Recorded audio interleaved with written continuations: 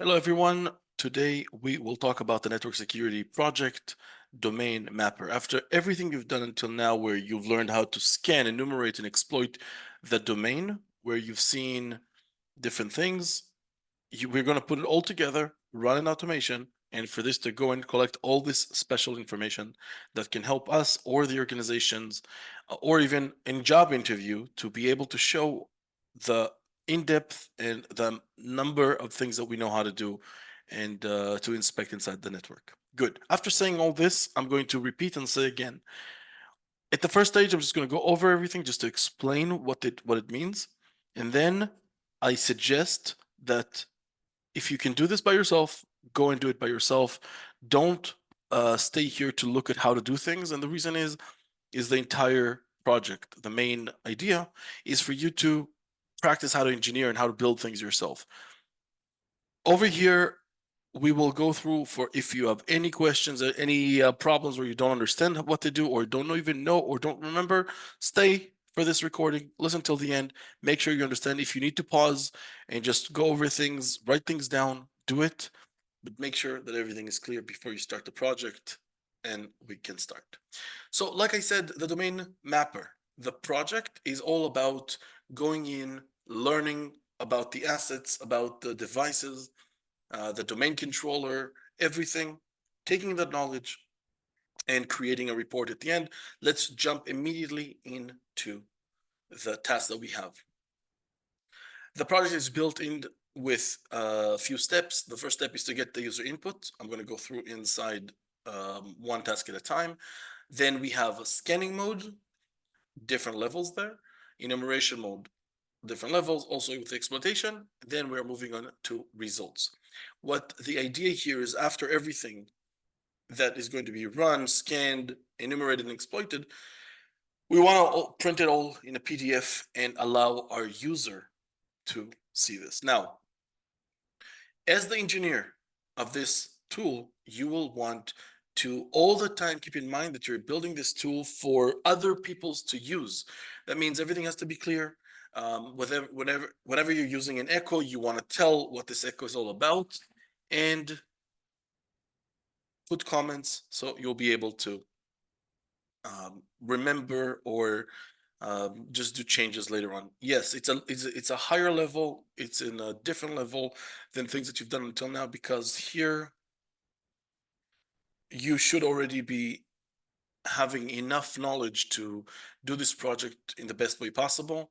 And we're going to start one by one and explaining everything. So the first stage, what you want to do is just promote the user to enter the target range. So, it can be used for later scanning. Ask for the domain name and Active Directory credentials. You have to remember, you've seen it already. Some tasks, even with the help desk username, you can enumerate and extract tons of information from that domain. So this is the stage where we're going to ask the user for all the input and use this in later to basically be able to extract and create this PDF final report about the network. Good. Promote the user to choose a password list. If he's not choosing anything, use the RockU. You've played with RockU before. Uh, the password list is, we will be using it for the exploitation stage where we're going to do a password spraying or brute force. You want to have that already for the user to choose, and that is why that is in this stage. 1.4 require the user to select the desired operation level for each mode, which means for scanning, you either need to choose basic, intermediate, advanced, or none if you don't want to do that specific one. And you have to remember, for every level you choose, you have to also include the level before it. What does that mean? That means if for the first example, your user decides that he wants to do advanced in scanning mode, you are not only doing UDP scanning, you're going to be doing scanning for the whole ports with a -pn, but you're also going to include the UDP. And this is for you to also engineer. I did create for you something that you can use for you to play with, but I would suggest, again, if you know how to do these things, before I'm going to start telling you how to do things, go and do it yourself. It's much better that you get trained to think, because it doesn't really matter if the outcome for your project will be the same as my outcome, as long as you manage to think, engineer, and design how you want your code to be. And remember, people that afterwards record this or put even the PDF or whatever it is on their LinkedIn and show what capabilities they managed to get to, it is also good for your colleagues to see. And if you're looking for a job, it's good for other people that are looking for employees will be able to see it. Again, only benefits. Try to do it in the best way possible. Good.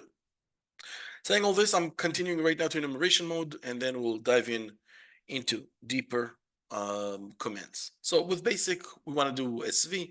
We want to identify the domain controller. Of course, to any one of these things, like identifying the domain controller, there's more than one way to do it. I'm trusting you to choose the best way you feel comfortable with. Identify the IP address of the DHCP server. Enumerate the IPs.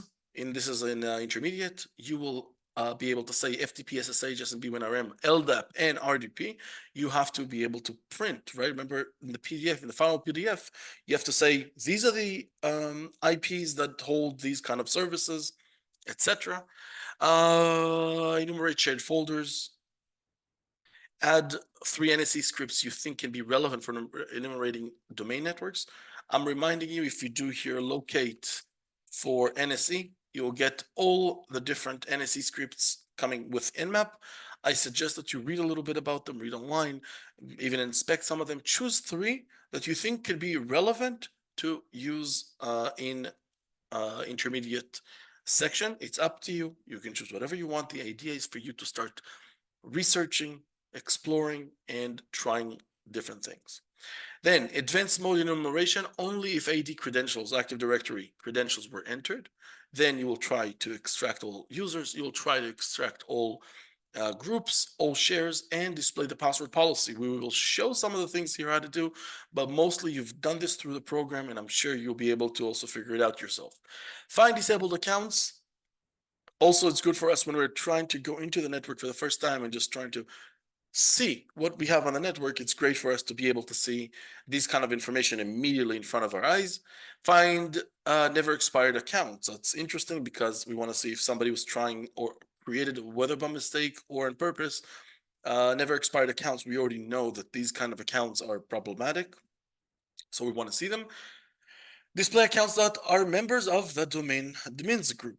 You will be surprised, not only administrator will be there in most cases, so it's good that whenever you're going to a network using the credentials, and again, it can be any credentials, help desk or anything, to be able to get this kind of data. In exploitation mode, what we're talking about is we're going to be for basic, we're going to deploy the NSE vulnerability scanning script. Just a reminder that Nmap, you can see here all these scripts. There's also categories like safe, malware, vuln. So here at this point, we will just use the vuln.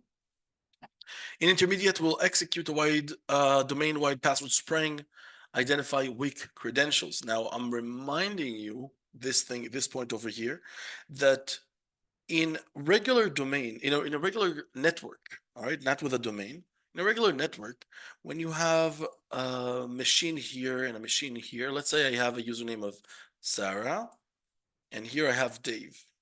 So if I try, for example, to brute force Dave, for example, then if I try here, I try 1 password, 2 password, 3 passwords for Dave, then in these 3 attempts, I was correct. I will see it's correct. What if I will try to also attack here Sarah? It will not help me because Sarah is not on this device. It's only on this device.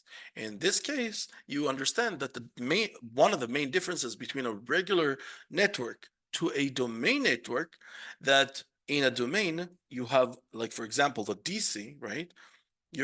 All the users are here. So Dave will be here, Sarah will be here, Mike will be here, everybody will be here.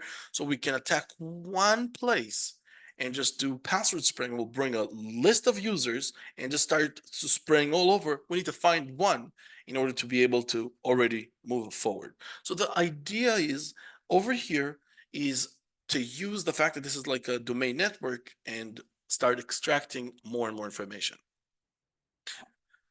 Okay, so we did talk about password spraying. Remember, we talked about it in the beginning. The user can specify whether they want to give a password list or they will use the raw queue. Okay. Then we have the extract and attempt to crack the Kerberos ticket using pre-supplied passwords. Again, over here in the advanced, if your user will choose advanced, you will need to allow for the extraction of the tickets, and then you will brute force them whether with raw queue or with the pre-supplied passwords that the user gave you. For everything, at the end of everything, at the end of every execution, you want to generate PDF file that will have everything inside of it. So let me just do a zoom out for a second and then go back in and get more practical.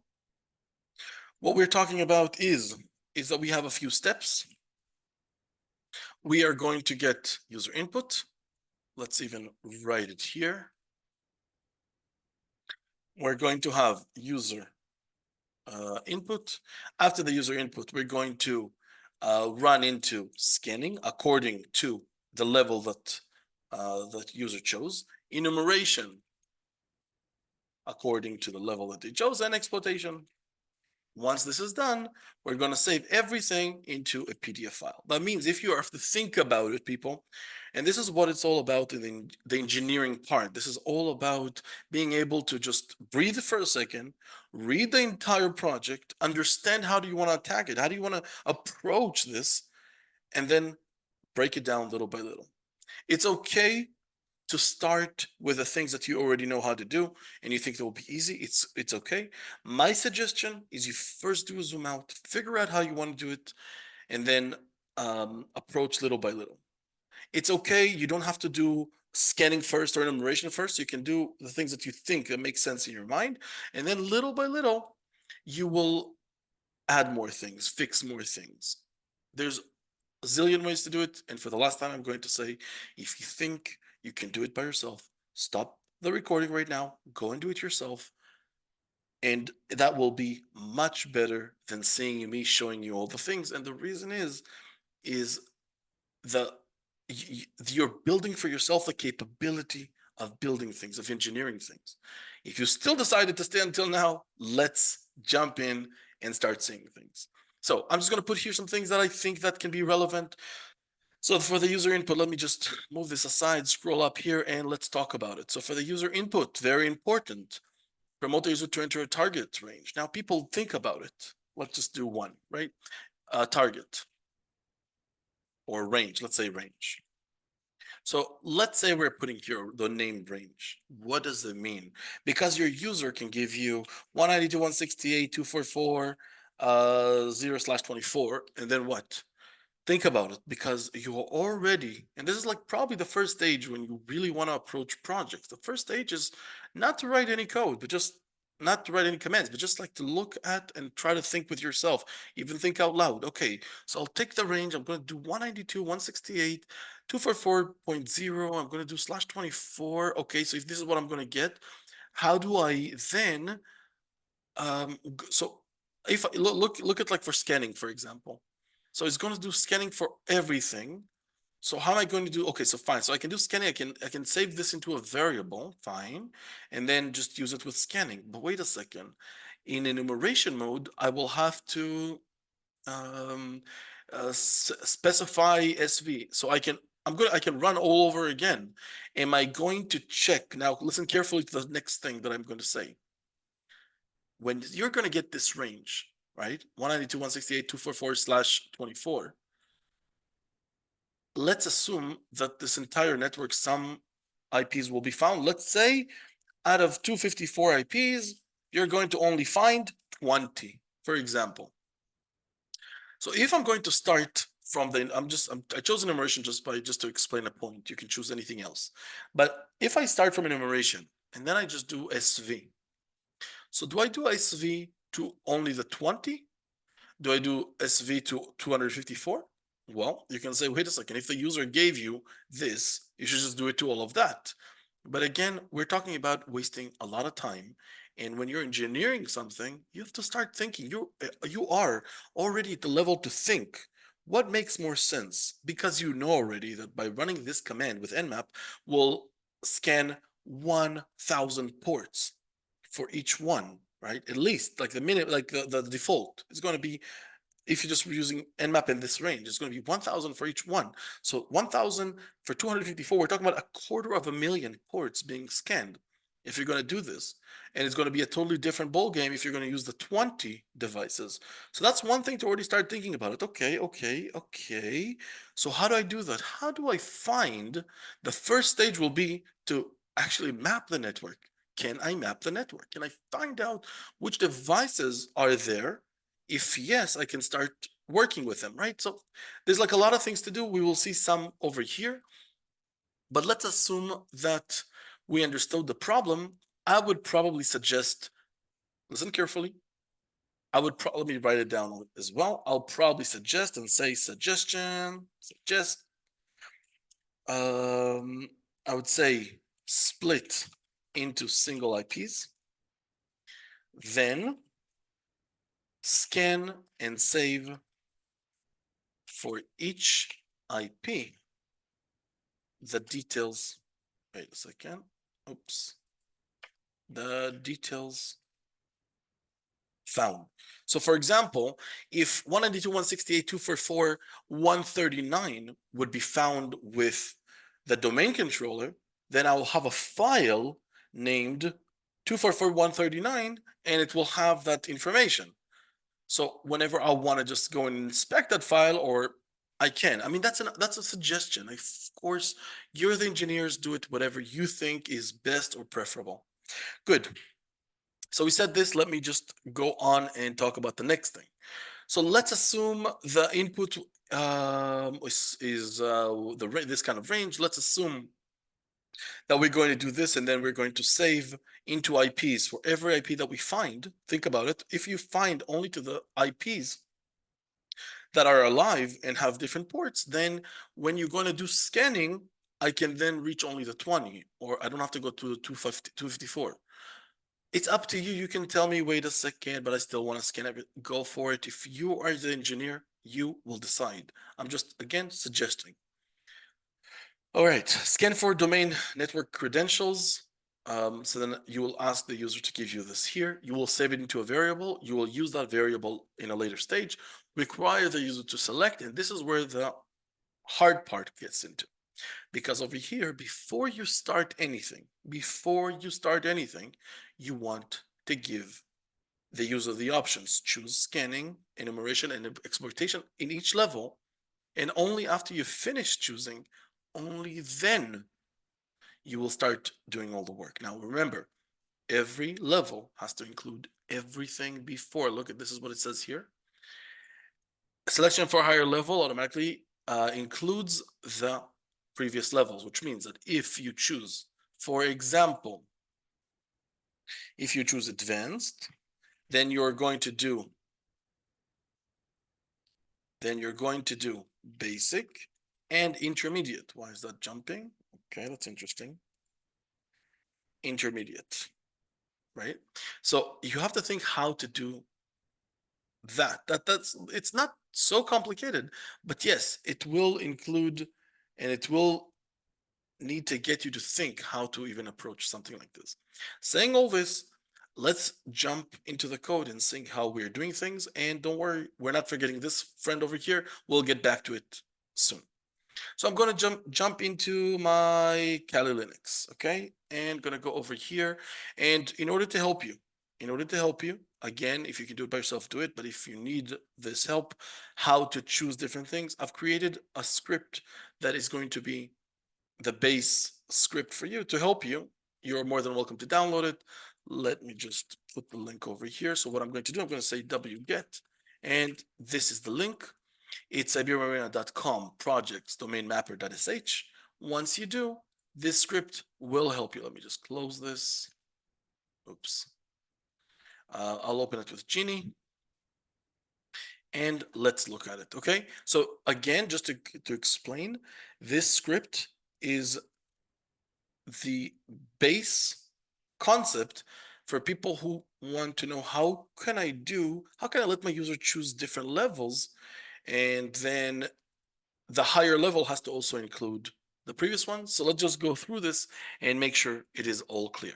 So let's look at this. So first thing you see here is scanning functions, enumeration function, exploitation functions. All these functions are not operational. They will not be operational until they will be called. Remember, a function is a piece of code that will only be executed when it is called. So at this point over here, what do we see here? Get operation level from the user. So choose the operation level for each mode before any actions, and you get to see here, you choose basic, intermediate, and advanced. Now, think about it. You're going to save everything into scanning choice, enumeration choice, exploitation choice. This is already things that's going to run. We're going to do it in a second so you can see. And then it's going to use case here. Again, if you think you can do it in a different way, please do. If you're going to hear case, scanning choice, if your user chose 1, so 1 will choose the basic, and basic scanning will immediately, this function right over here will be executed. If your user choose 2, then intermediate scanning, right? There's a few things here I will change, and I will tell you what to change. Again, this is just an idea to help you. So then somebody can look at this and say, wait a second. If you're telling me that basic scanning is fine, intermediate, but intermediate has to also include the basic, right? Think about it, like the higher level choice has to also include the previous levels. So intermediate has to include the basic. But what's really nice, if I just go here to intermediate scanning, once I press on it, you will see that the first command is calling the function of basic scanning. I know that some people will look at this and say, wait a second, I've never seen this function in this kind of format, but it's very easy. It's just like it's another way to do it. Let me just change it so it's going to be easier for you to notice it. Oops. And I'm going to just do this, and I'm going to do this, and I'm going to do this. So here you're already identifying a function. You can either write here the word function, or you can just leave it as is. And over here, what you can see is that we have a function, intermediate scanning, that will first call basic scanning, and only then here we can put all the commands that we want. Now, of course, this is not like already ready for you. You have to do tweaking, you have to play with it, but it will give you the basic understanding how you can decide what you want for things to happen. Let's execute this for a second, just for 1 second, and see if we have any problem with it. Let's on a desktop. So let me just navigate to NIP to the desktop, hit enter. You can see here, choose the operation level for each mode before any actions are executed, basic, intermediate, or advanced, and it's 1, 2, 3. I'm already going to tell you, I have a problem with this. I have a few problems. The first problem, and of course, I left it like this for you to try to figure out how you want to do it. But the first problem is the word basic.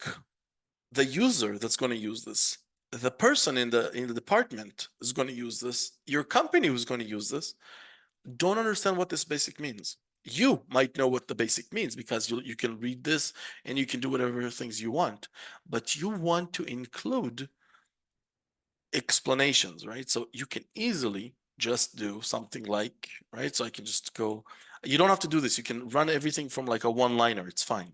But but if for you, it's more comfortable to just play it like this, you can. So you can say, if I'm going to go here, again, I want to go to this area over here. And if I'm going to go to this one, right? This is like, choose the operation level. This is what we see here. And then it's basic, intermediate, and advanced. But what is the problem? The problem is this is the same, it's like the same headline for scanning, enumeration, exploitation. If you think, and I would probably suggest that, to just copy and do 3 times that you choose this, for example, and you can keep this if you want, but if you want to really make it super nice, you can just copy this. Let's put here an echo, so there will be some space. I'll put here some echo, right? So look what happens now. Just like, let me remove this echo from here, and I'll put the echo here. And then I can just do this and put the echo here. So what do we have here? Now, if you look carefully, what we've managed to do is we've managed to break it so our user, so we can first thing add. So let's, for example, say for basic, this is scanning, right? So I can go to basic and see that this is basic scanning is with a PN, and this is all ports. So I can go here and say basic scan with -PN, right? Just for the explanations. Intermediate, I can go here and say scans with -P- all ports. Again, it's up to you how or what to say, but I'm just suggesting, right? So you can just go over here to advanced and say including UDP. So now your user, when they will press 1, 2, or 3, will choose and will understand what they're choosing, right? Probably I can, if you're going to do this way, I probably will change it a little bit. I'll probably do something like, I can just remove this, guys. Look, I can remove this because this is going to be echoed to the screen and it's going to say select operational level, and then it's going to be an echo. So it's going to be like space. I can probably just remove all these guys. We don't need them. Look how nice this is. So if we run this, wait, good. So let's just run this. Good. So basic scan with -P, which selecting mode do I want? Let's say I want to do basic, right? So 1 is chosen and it's going to be saved into scanning choice. Nothing is still going to happen. There's going to continue things, right? So here's going to be enumeration, right? So I can easily, I'll probably do something like this with like, like this character, like this star thing. And the reason is just it will jump to my eyes nicer when I'm running this. So right now, you're the engineer. You can like display differently. You can make more whatever you want, right? So right here, I'm choosing. So I'll say 1, 1, and 1. And look what happens here. Once I did this, it called performing basic scan, enumeration, and basic exploitation. Basically, it went through to execute all the different levels. So that is a great structure to work with if you need to. After saying this, I'm going to jump for a second to just jump over here and talk about the different execution options. Remember, it's going to go here, it's going to choose enumeration, it's going to choose exploitation, and then it's going to start executing whatever it is that you chose. So over here, it's using case, scanning choice in, and then it's going to go, you chose 1, so it's going to run the basic scanning function, right? So it's going to go here to line number 4 and execute it. You're going to do intermediate, it's going to do intermediate, this is intermediate, sorry. Yeah, no, it's here. It's good. It's fine. It's line number 9, which will also include the basic, right? We're on top of this. Now, look at what you have here. Yes, I know it's a lot to process. You will need some time to listen to this recording, to read the document, but believe me, this is another great step for you to move forward with your capabilities, with whatever it is that you're capable of generating. So after we said this, and maybe if you need to go get some coffee or go get a drink, you can pause the recording and come back. But if you're still with me, I want to just say a few more things inside. So look at this. In case, if you put a 1, 2, or 3, that's fine. Asterisk or star, anything else that is not 1, 2, 3 will come over here. But look what happens here. Here you have exit. Exit 1 or exit, for, as far as you're concerned, it's the same thing, okay? So exit, it makes sense. Think about it. If I'm giving my user to choose whether they want, what level they want for scanning, what level they want for enumeration and exploitation, and if they don't choose scanning, yes, we want them to exit. We want them to exit. We do not want to continue to enumeration or exploitation because they didn't collect anything. They didn't do anything, right? So that will be good to keep. On the other hand, if you're going to enumeration, let's, for example, give an example that the user gave us basic scanning, like chose 1 here for scanning, and then it chose 4 over here. What do you think should happen? In this case, it makes sense that enumeration will not be there, and it will just either be scanning or whatever, right? Or you can exit. That will make sense to not continue to exploitation. Why? Because if the user only wanted to do scanning, allow him to only do scanning. But you have to always remember, you have to have the scanning. The scanning is a must. So over here, what you can do is, if the user here decided not to execute enumeration, you don't want to exit. Allow him to do the scanning. There's no problem, because your user, again, you're the engineer. You can come and say, look, I'm sorry, you have to choose one of each kind. You have to. I'm telling you that in the real world, sometime a user would want to use this code or this script or this tool to just see, or just to scan the network. They just want to see. They don't want to enumerate. They don't want to like exploit. They just want to just scan. So if you want to give them the option, you can just remove this exit from here, right? So what will happen is one will conduct the basic, intermediate will conduct the enumeration, and advanced will conduct the advanced enumeration. But if anything else, it will just not do it, right? It will just invalid choice, and then it will continue. But where is the big problem? I mean, if you've played with this enough, with bash scripts enough, there's a problem. Do you want, it's up to you again, it's up to you. Do you want, or do you think that if the user told you, I do not want 1, 2, 3 in enumeration, and I want just to go to exploitation, it's up to you to say if you want it or you don't want, if you think it's okay or you don't think it's okay. What do I mean by that? I'll give you an example. If your user, let me just do this for here, for example, the user gave you 1 for scanning. Let me just do like this. We'll say for scanning, the user gave you 1.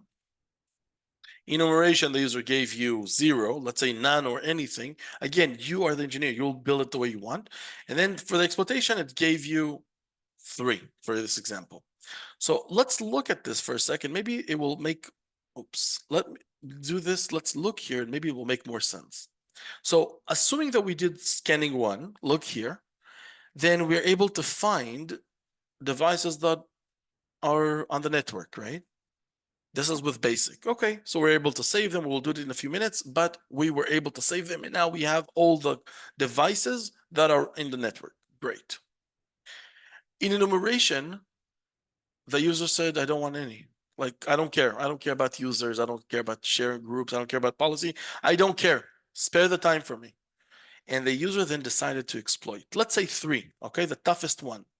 So extract and attempt to crack the Kerberos tickets, right? Now, if you look again, you as the engineer will have to say whether you want the user to be able to get to this level, to extract and attempt to Kerberos, or you will say, look, you did not do enumeration, so I do not know what domain controller is, so I'm not going to start requesting all this information. You can decide the way you want it to do. You can decide how it should be structured. You want to allow with, if they choose a 0 to something or you don't, it's up to you. I'm going to just show you something simple that I think that can help, but obviously it is your choice. Let me just remove this from here. What I'm going to show you is I'm going to do the following thing. I am going to make it. That's probably my simple suggestion to you. I'm going to just do the following thing. I'm going to turn exploitation into a function. Listen carefully. I'm going to turn exploitation into a function that if 1 is going to be called, I'm going to allow the function to run. If 2 is going to run, I'm going to allow the function to run. And if 3, I'm going to allow the function to run. That is the way I'm seeing it, okay? So, but again, you're the engineer, you can do whatever you want. You can, just let the whole thing just run. But again, if you're trying to build something, it's good to think about it.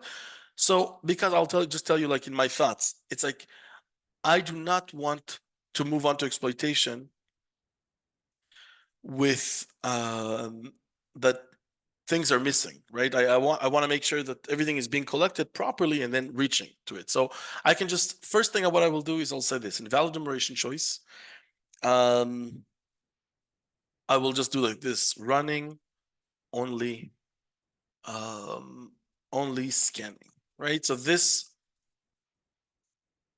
running only scanning, of course, you can write whatever you want here, and this thing will turn into a function. So let me just call it function exploit, and again do this, and this, and put this in a function. And because we know that in order for us to load a function, we have to first load it into memory first before we can call it, then I'm just going to cut it and I'm going to move it to the top. Just going to put it here, some at the top. It doesn't really matter where, but over here we could just even put a comment and say exploitation um, will run only if enumeration was executed.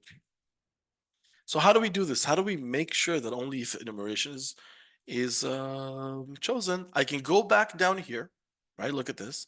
Now again, the user have chosen for scanning, the user have chosen for enumeration, the user has chosen for the exploitation, and now we can go and say the following thing. If at the end, if it's scanning, it said a bad scanning choice, okay, we'll exit because we cannot move anywhere without scanning. Then if for any reason it gave the invalid choice running only scanning, and then over here it will run the rest of the code, right? Like the rest of the commands is going to just continue to execute them. But we want also exploitation. So look what I'm going to do. I'm just going to put enter here like this. This is what I'm going to do. I'm going to just basically say for one, after you do an enumeration, after you finish basic enumeration, right? Because this is like if the user chose one, it's going to go here. After you finish, you're going to exploit. And then I'm closing it. This is the closing the case and or that specific option. And then I'm going to do the same thing over again. Let me just do this, go like this. And I can just do this and do this. Good. So this would mean, again, it's my choice. Every one of you that is watching this recording right now can decide what to do on your own. The idea here is you're not just building this in order to just say, hey, I just did the project. Because if this is the deal, believe me, there's easy ways to do it. Right now, you're trying to get used to thinking, getting used to engineering things. And when engineering with cyber goes together, you're able to build something that will be useful after, whether for your LinkedIn, Facebook, whatever it is, accounts that you have to show your capabilities. After I've said all this, we can continue. All right. So we already built here a very good structure. Of course, we still need to get from the user all the information, of course. And believe me, we're not done yet. I will continue and show you some more things. But the idea is that if you take the script that I shared with you, you know what? Let me even put here the link so you'll be able to get it. Right? So this link, if you do wget with this, you can just grab it and work with it. So you can start adjusting things according to your needs. Now, saying all this, we still need to do some things inside. So after that we have now the main functions, the main structure of we can go inside and start seeing how to do different things. So our code, just summing up before we're going in, our code can now allow the user 1.4 is already ready. We can the user can now choose whichever mode he wants, basic, intermediate, or advanced. The scanning, we have to do some things in there. I'm going to do some of the things that I think that you can do later. I'll just tell you that you can do it later. And after everything is running, we still need to do the results, which is exactly here at the bottom. Remember, we said the rest of the code results should be saved into PDF. Good. So let's now, after we have the full structure, now we can breathe for a second and go one by one and see that we can do this thing. Good. Going back to the top, people, And now I'm going in depth. Again, if you now think you know how to do it, pause the video, pause the recording, go and do it yourself. I'm continuing now. So to get the user to give you the network range for the scanning, you can do. I'm sure, and I've showed this in the past, but I'm still going to emphasize one thing. I think that you are able to see here that even in later stages when enumeration, you would need, it's best to split them.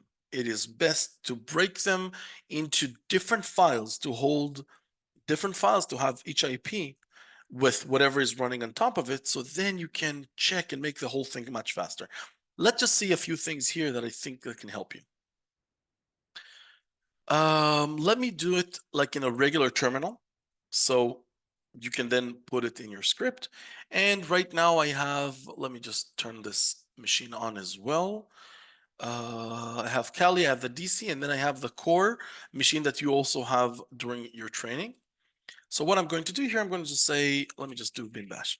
And I'm going to say nmap, and I'm going to scan for 192.168 244.0/24. We talked about it before.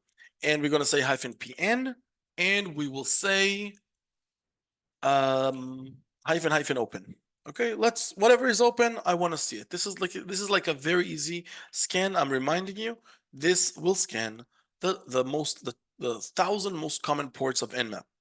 But the biggest problem is it's going to put it all in one report. Again, what this means, let me use T here, and I'm just going to say results. Let's say Nmap res. What this will do, just reminding you, if you do T will save the data into a file, but will also display it on the terminal. So I can just do it like this. So what will happen now is it's scanning for different ports, but it's going to put it like in one report. So the first stage is easy to do. Okay, it will be fine for it to do. PN, I probably should have just told it, we'll give it a few more seconds to run. Let's just talk about, let it do its magic and just talk about this thing. Let's assume that this is already done. Then if the user chose basic, that's easy, right? Basic, we did this. It's not intermediate because we're still not checking all the 65,000 ports. And then what will happen is when the user, let's say it does basic and needs to do SV, would it check all the IPs again? Or would it check the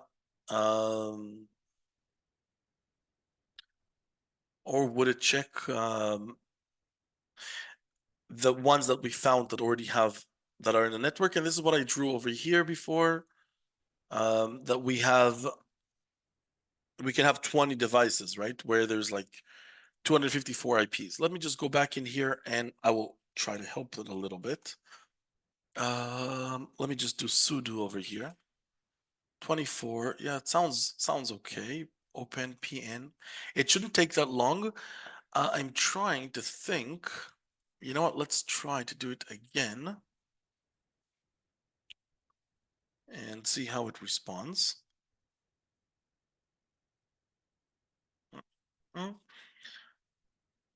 Open will just display the, okay, you saw it was, for some reason it happens, you have to just be on top of things. Good. So look what happened over here. We managed to scan the entire network for 1,000 ports, avoiding host discovery, which means even if there's any kind of basic protection, -pn can bypass it. And -open means just tell me whatever is open.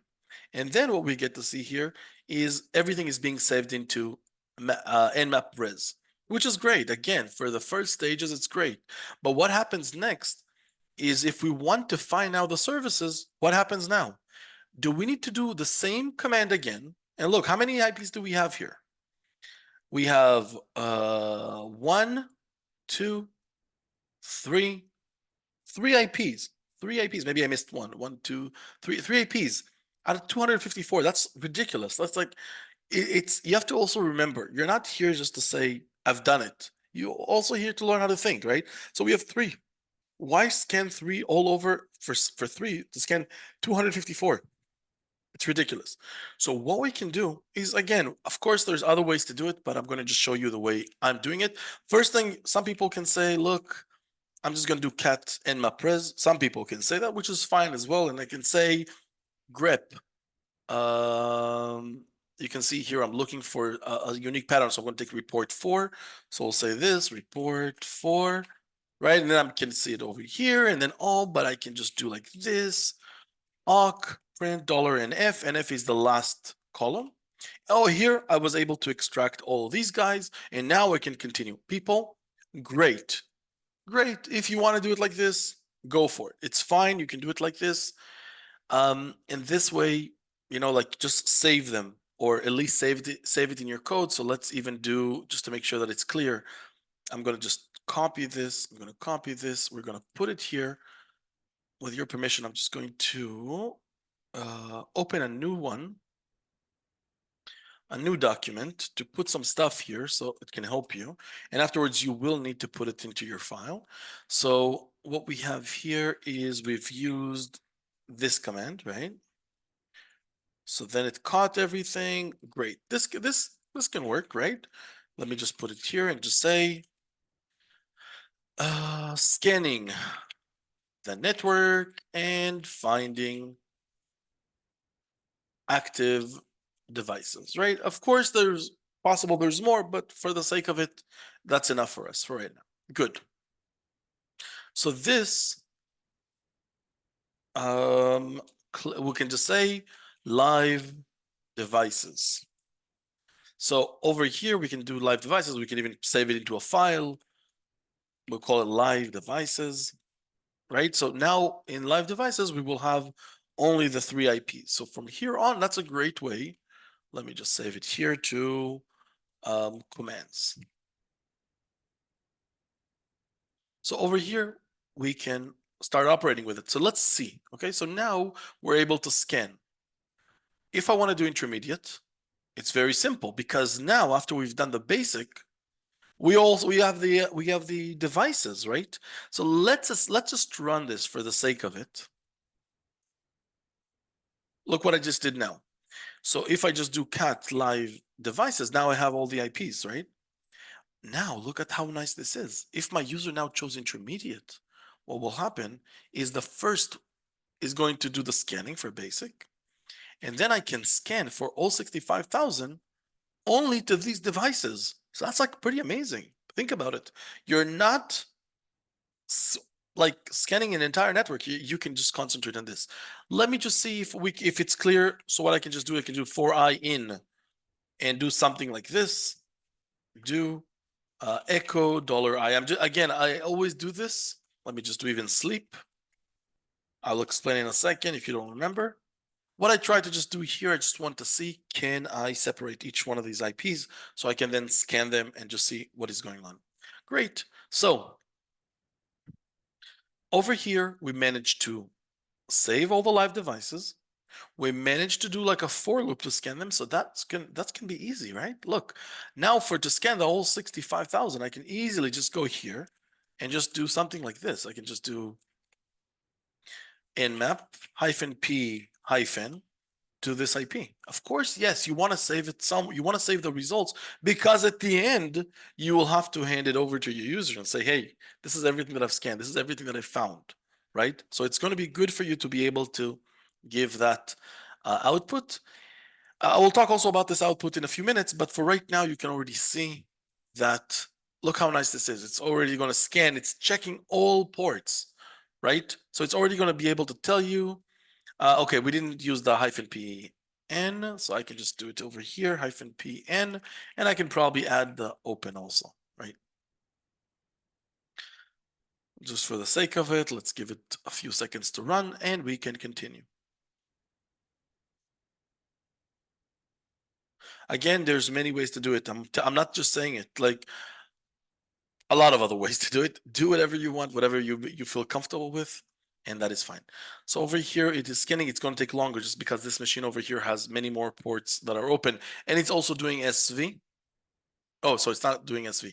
It's doing -p-, right? So it's going to take time. It's good for you to print and say echo to the user, listen, we're doing scan. It might take time. It's going to be slow, which is fine. All right, now, after hopefully you understood what it is that we need to do, what I want to do now is just to go over the things and things that I think that you might have a problem with, show you how to do. But from here on, I think it's going to be very simple for you to continue. Yes, you do need to take the right commands and put them in the right places in the code, of course, but that's part of the things that you will do, but little by little, play with this. So here, what we're going to do is I'm going to let this run in the meantime. I'm going to go back in here and we're going to do this together. So the basic stuff you can do. Listen, people, you've done this a few times in penetration testing, network security. I'm sure you can do it now. In basic, identify the services. You've done this before. Identify domain controllers. Okay, let's talk about domain controllers for this example. So the domain controller, if you read a little bit online, and I mean, you've played with this before because you also had to scan the domain controller. Let me just stop this for now. The domain controller is,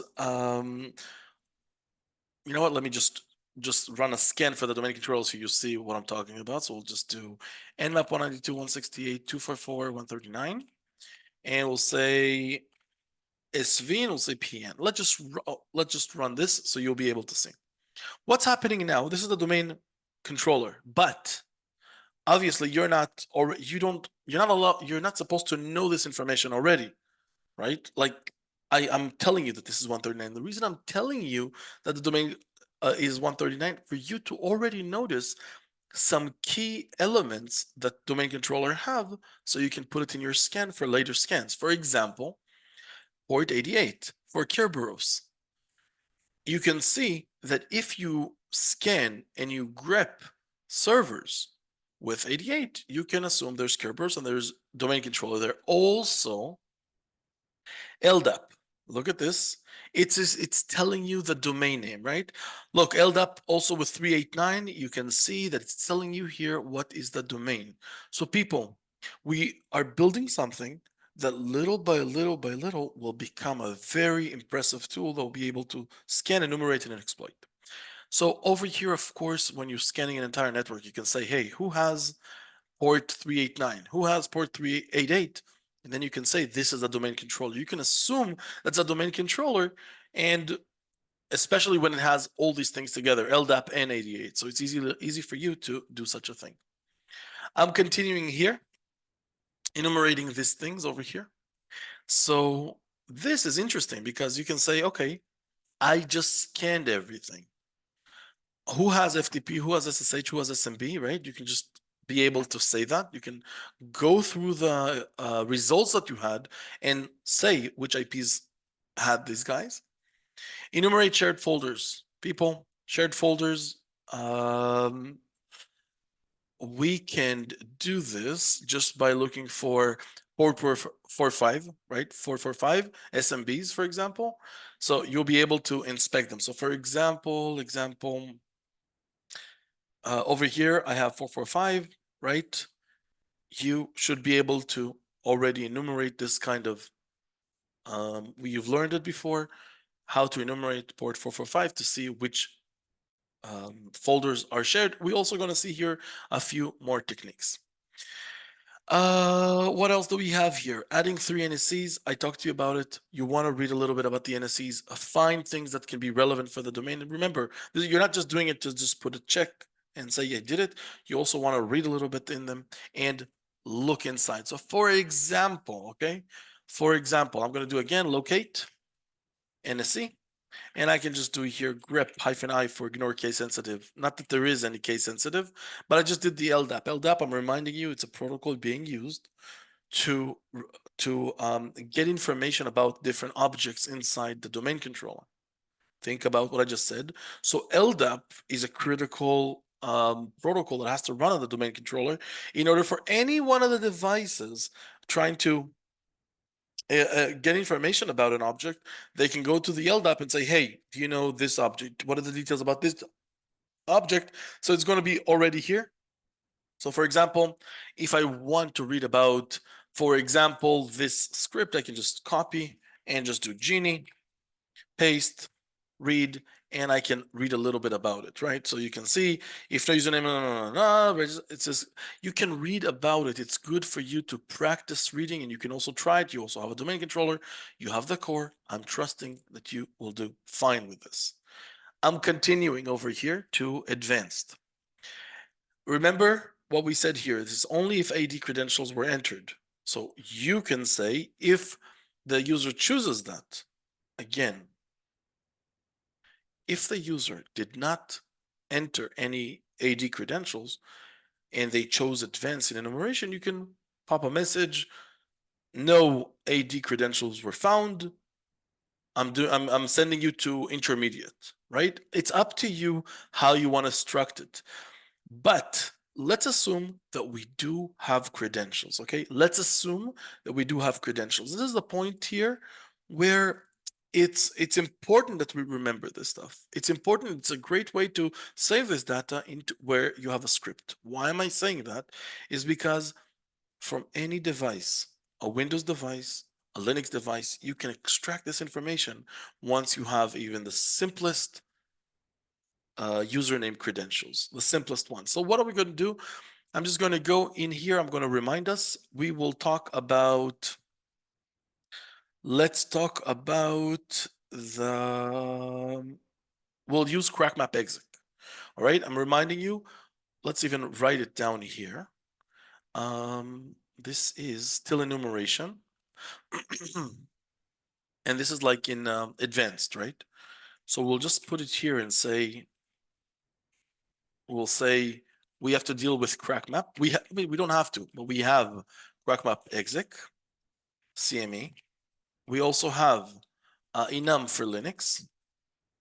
We also have RPC client, right? All these tools we learned about them already. So you can use this and extract and do enumeration to the domain.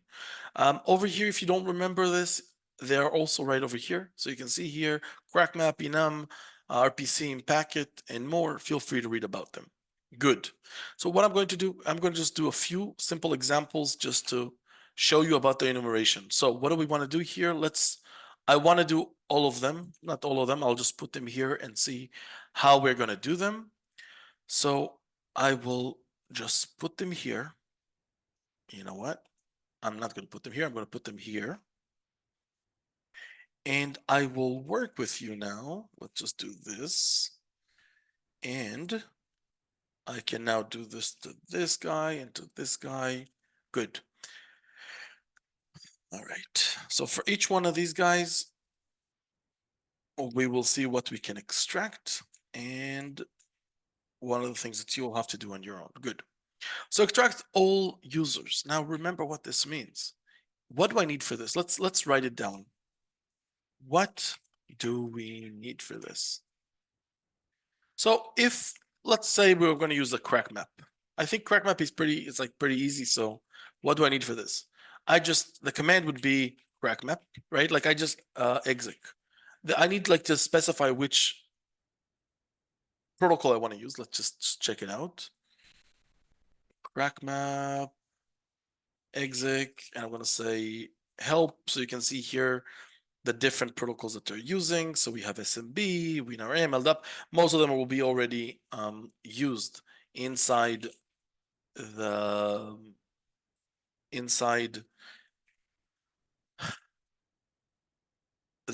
things that you've done during the program. So I'm going to just do here CrackMap, exec, and do SMB -- help.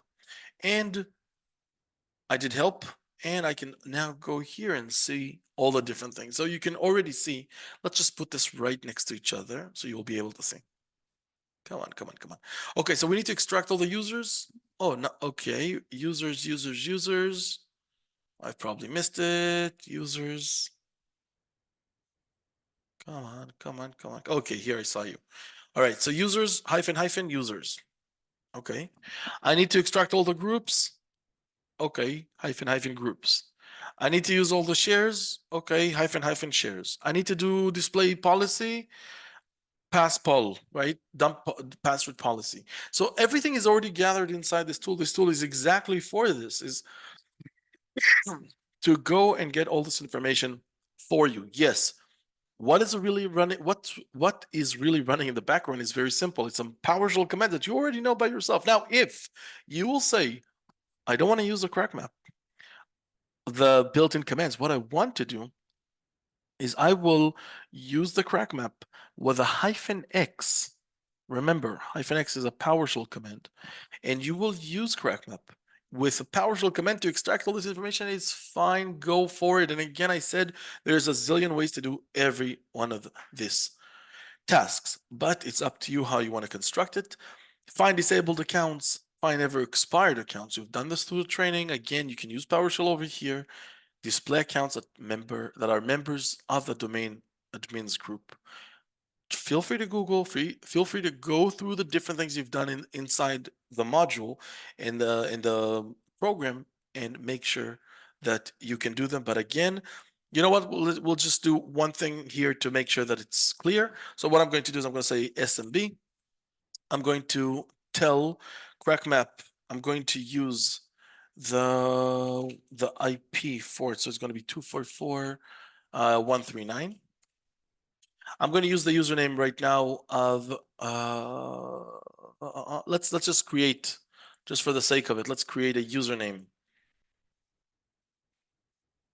Let's create a username here for let's take test, and test has like, you know what, let me take Dave.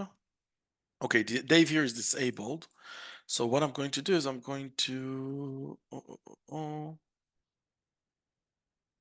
I'm going to remove the account as disabled, and I will right click on it to reset the password. Let's put 1 2 3 4 5 6 7 little a big A, 1 2 3 4 5 6 7 little a big A, and do okay. Fine. And now again, I'm just doing this for the sake of being able to just extract all the users. So I can do 1 2 3 4 5 6 7 little a big A, and hyphen users, right?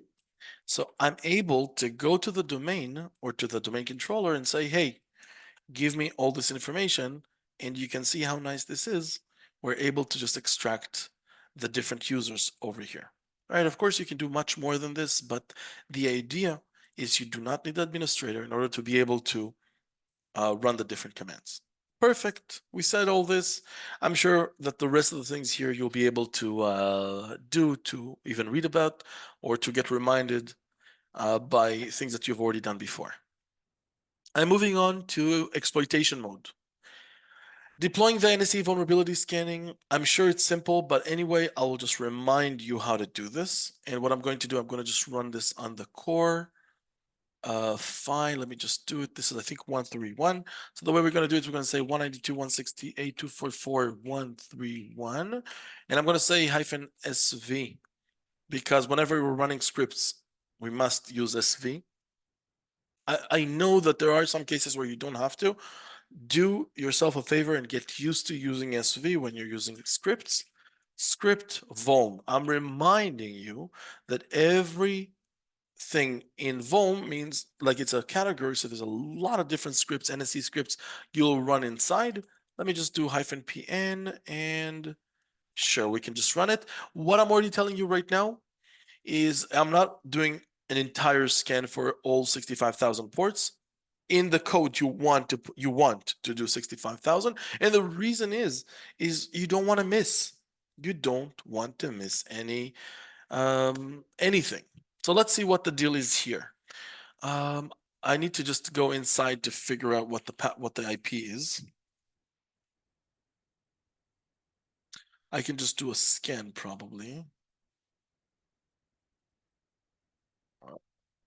Come on. All right. Let me try to do one sec. I put here a tough password for some reason. Okay. Okay.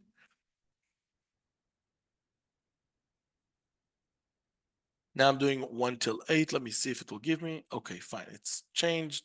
So we'll just do pen test me, and then the password is 1, 2, 3, 4, 5, 6, 7, 8, little a big A.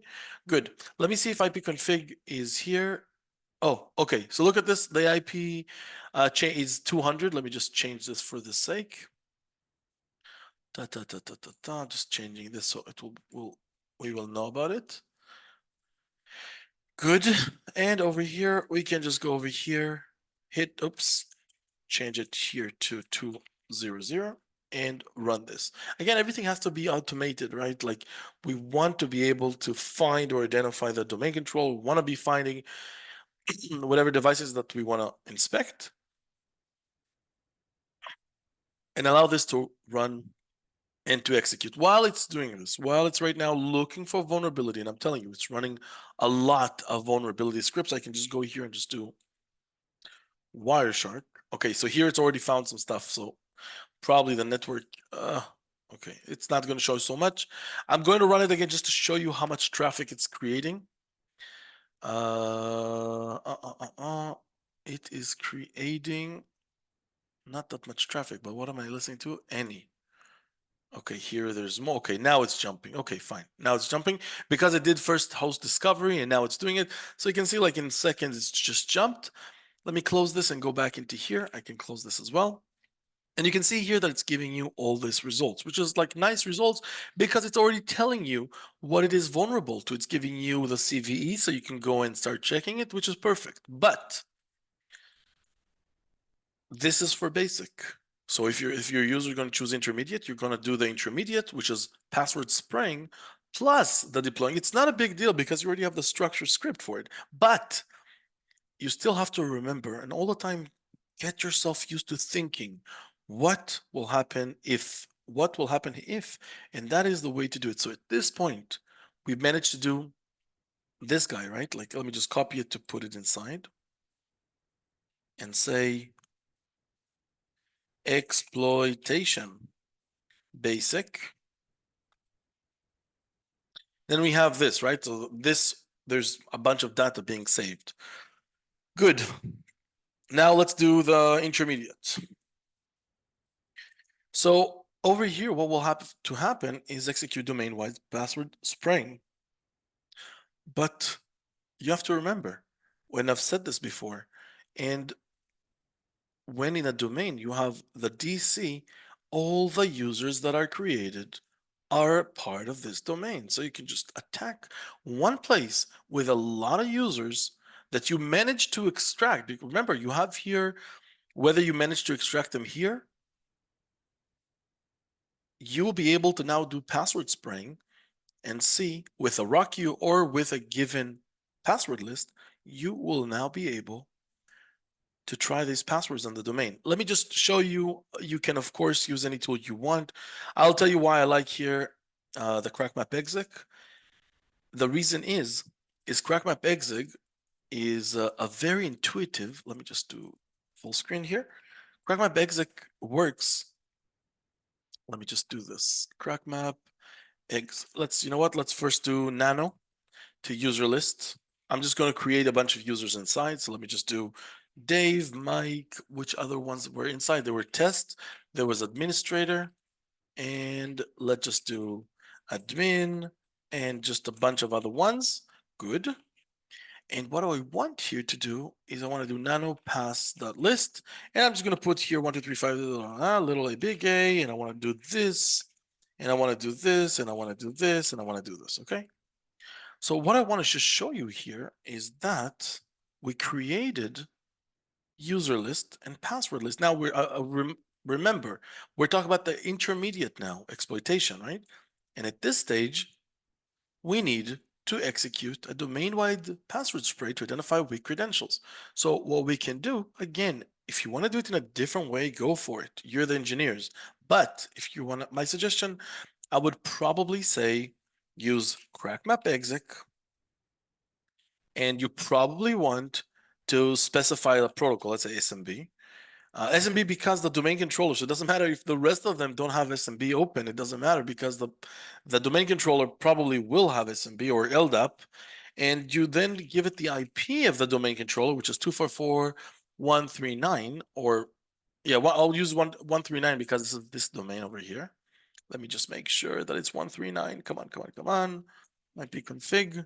Yeah, it's 139. Good. And then what's really nice, I can just do -u and give it the user list and -p for pass list. Now, some of you will look and say, wait a second, don't you need this a capital U? Don't you need a capital P? No. The way CrackMapExec works is if you look carefully, it knows, wait a second, it knows, here it is, -u, you can either give a username or a file, right? A username or a file or a P, and it will already identify whether it's a file or just like a string and will be able to use it. So that's pretty beautiful, right? So it will just do a password spring. It's going to take all the passwords, all the username, and it's just going to start shooting all over. So let's look at this. CrackMapExec, I want you just to see what happens right now. So I'm just going to run this over here and look at this. It found that Dave has 1 to 7 little a big A. But wait a second, where's all the rest of the usernames? Why is it not checking? And I'll tell you why it's not checking. Because, and you've learned this before, because the basic mechanism of CrackMapExec is once it finds the first user, stop. And the reason is like, because this is for a penetration testing tool, you don't need to do much more noise in the network if you already found credentials. So we need to help it here. And if you look carefully, it has a flag that we will need to use. Continue on success. Continue on success means even if you found credentials, continue. And that's what we want because we want to find all the users that have easy passwords or whatever it is. And you can see now what happens now is that it goes through everything and it will find, for the administrator, it found the password, for test, it found the password, and for Dave. So at this thing over here, if you think about it for a second, we also managed to do intermediate, right? Because this one will run with a basic looking for vulnerability. This one here will execute and find weak credentials using the domain controller users, plus whether it's a built-in, whether it's a raw queue, and it will just use that. And with advanced, extract and attempt to crack the Kerberos tickets using pre-supplied passwords. This thing you already know how to do. This is dumping pre-auth tickets, right? Like when you could just extract them from the domain. You know what? If you don't remember, let me just remind you. We will use it. We will use it. It will be. Okay, I'm going to use the Impacket tool for that, just to show you that. So it's going to be. Okay, let me just do this and then just get. It's going to be getting packet. No, it's going to be Impacket, right? Because I didn't download. Okay, so this is like this is the command, but I'm just going to just change it to 200. Let me just explain. It sounds good. Good. All right. So look what happens here. So Impacket is already built into your Kali Linux. If it's not, feel free to add the scripts to it. But what this does over here is it looks the command. You know what? Let me just do this and then do Impacket get np users -help. So you'll be able to see. Look carefully here. So you have here like the general structure of what you need to do. And what this will do is going to get query the target domain for users with do not require Kerberos pre-authentication, set and export the TGT for cracking. This is what is the tool main concept. Now, because you're not doing it for one user, you're doing it for a bunch of users, you can just give it like the user list with users that you want to check. And what will happen is it will just dump all their TGT tickets so you can crack them. Now, look, Over here, we specify the domain name with a slash, user file with the different users that we want to check, whether that we are able to extract them or we want to check. Hyphen DC, hyphen IP, well, the IP, of course, of the domain. Here is the core. Hyphen request, we're requesting, and output file, we can do crack me. The reason I'm doing crack me, because if you want to do, you know what, let's just do it for the sake, we'll just put it inside over here, and we'll just say advanced. The reason is that you can create and make this whole thing be saved to a file and then dump it into the PDF that you have to display to your user at the end. People, yes, it is a tough thing to do, but it's good. It will cover a lot of the things that you've managed to learn from the beginning. And of course, I know that some of you will even add more things to it, which is great. But this is the time for me to just show you the results. Before, I'm going to just show you how to turn everything to a PDF. And of course, there's other ways. So if you want to do anything else, go for it. I want to just talk to you about the creativity. The creativity is something that, in order for you to push this even more, even to do more things, or to be unique from your friends who are going to do the same thing, you can think of other things to do. So over here, I gave you some examples, stuff like display the current stage, which means right now, if you were doing enumeration, display to the user, enumeration started, right? Something just to give the user, or 2 out of 3, or 3 out of 3, right? So they have some kind of concept of what is the current stages. Allow user wizard mode to help student choose. We've done this. This is what I gave you with a script, right? So it's just asking the user in the beginning all the things, and then they can use it and include a help menu to help users understand how to use this tool effectively. I'm going to do two things, and then I'm going to let you go to do this project yourself. One is I'm going to talk about the results, and then I'm going to talk to you about how to do a help menu. And from there, I will trust that you will be able to take this and do your magic. So let's talk about the results. The results, what I'm going to do is I'm going to show it to you outside this. Let me just save this right now. Let me minimize this. Let me go over here. And let me just do cat nmap res. Okay, so what I'm going to do, just for the sake of it, I want to just show you how to turn nmap res, which is right here, how to turn this into a PDF file, right? Why? Not that I want this document to become PDF. I don't care about it. It's more that with all through the project, you are going to collect things and you're going to collect things and you're going to collect things. So I'm assuming it's going to look something like, right? Like it's just going to be like a huge document. So what I'm going to do, I'm going to take an example for nmap res. We're going to put it as a PDF file, and then you can tell your user at the end, all results are saved into this whatever file it is. Okay, let's just see how we can save from TXT. Let me take this nmap res. So I'm going to just open here terminal. I'm going to use a tool. I'm going to use InScript. So let me just do it like this. I'm going to say InScript to I'm going to take nmap res. I'm going to say save it as we'll just say output for this example. And what we just did over here is we created a PostScript document. From here, we will be able to just convert it with PS to PDF. One sec, output, and then we're going to call it output.pdf. And over here, now we have a final PDF file.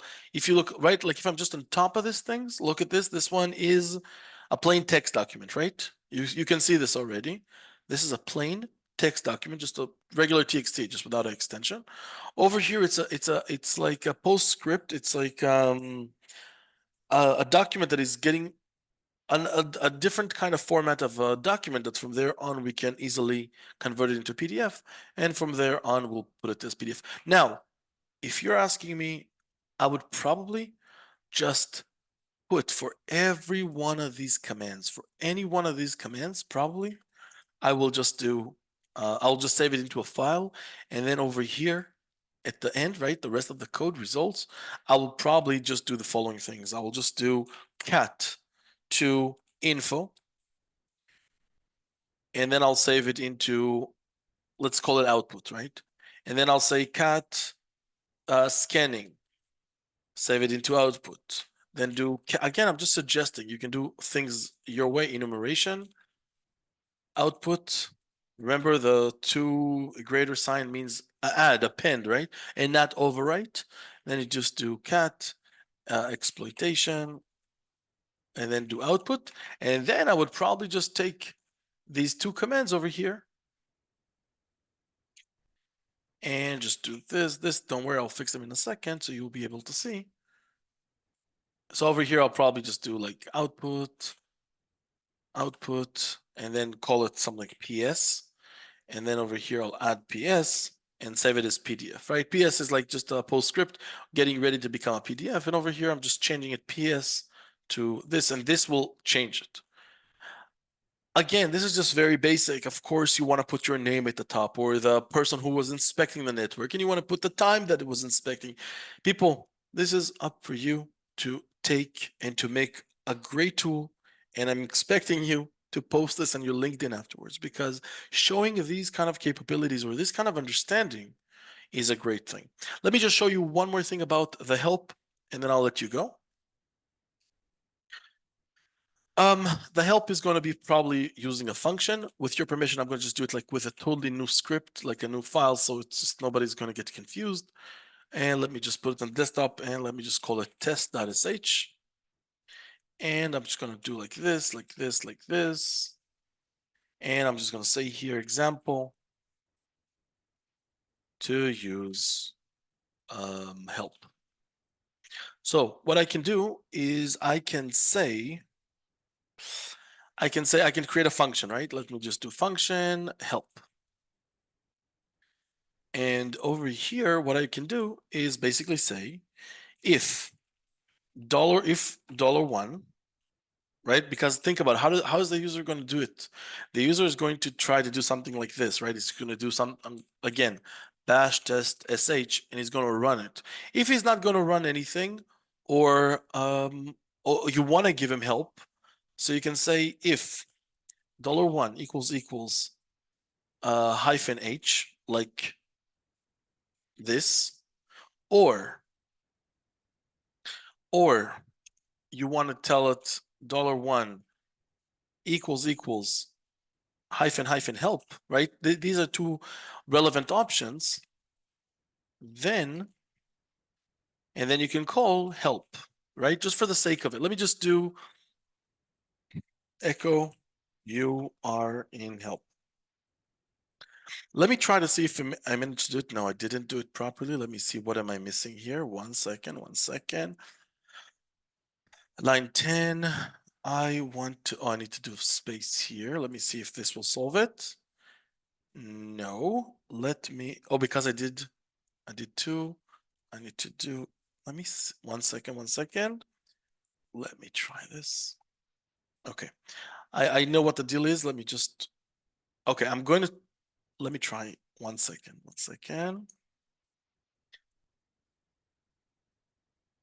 Let me see if this will do the trick. Yes, okay.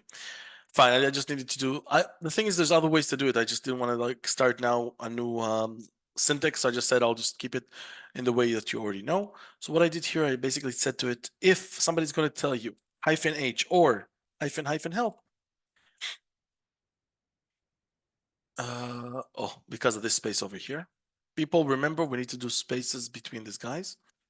Let me just do it again. Now you can see that you're getting help. Good. If somebody's giving you your help, then you can easily here display things. And that's actually very cool. Look, I can just show you for the sake of it. Like you can have a help menu here, right? So you can say, and the thing is, this will be able to reduce all the code from here, all the text from here. Look, remember that we said, oh, write to the people the basic is with -pn. Oh, tell them that intermediate scanning is all ports. Oh, tell them that you don't have to do it, because once you're going to use the test with the help, once you're going to use the help, You can just put everything here. And if you do that, that's like saves like so much of your code, right? You can just do something like basic scanning is PN. So you can just put literally everything here. I'm going to use this trick. One sec. Once you do 3 and 3, you can just put everything inside here. So let me just do, just for the sake of understanding, let me just do like here, scanning. And just again, because we said that after this, I'm going to let you do it yourself. So I can go here, I can go here. Let me close this, and take this little friend. And I'm just gonna, all right, let me just do, again, this is just for this to come, like to jump to my eyes, nothing to get excited about. Let's just do one more for enumeration. And then I can just do basic, I'm just gonna just write one again, just to like, just to show the sake of it, let's do advanced for 3. And let's see what happens now. Look how nice this is. So it's like whenever somebody's going to use your help, they will be able to see what exactly they're choosing from. So I think for that sake, it's great to put this inside and allow the users to get to this level. So people, I'm trusting you you can use the code that the script that's right over here. You can engineer it the way you think. I'm trusting you to do a beautiful project. Don't forget to post it on your LinkedIn and to even record a short video to show how this operates. Good luck, and I'll see you all in the next coming projects.